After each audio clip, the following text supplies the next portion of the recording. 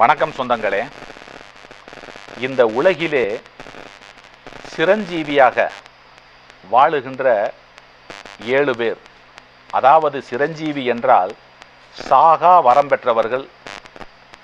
இந்த பூமியிலே பிறந்த மனிதர்கள் அனைவருக்குமே பிறப்பு என்கின்ற பொழுது இறப்பு என்ற ஒன்று நிச்சயிக்கப்பட்டது.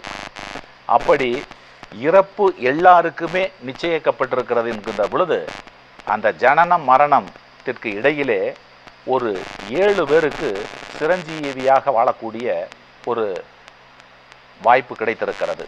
அந்த 7 பேரிலே இந்து கலாச்சாரப்படி அந்த 7 பேரிலே முதலாவதாக அனுமான், அஞ்சலை மைந்தன் ஹனுமான், அதற்கு பின்பு அஸ்வத்தாமன், பரசுராமர், மகாபலி,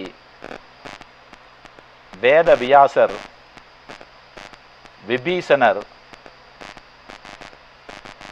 கிருபாச்சாரியார் என 7 நபர்கள் சாகா வரம் பெற்ற சிரஞ்சீவியாக இன்றும் நம்மோடு வாழ்ந்து கொண்டிருப்பதாக ஐதீகம், ஒரு நம்பிக்கை சொல்லுகிறது.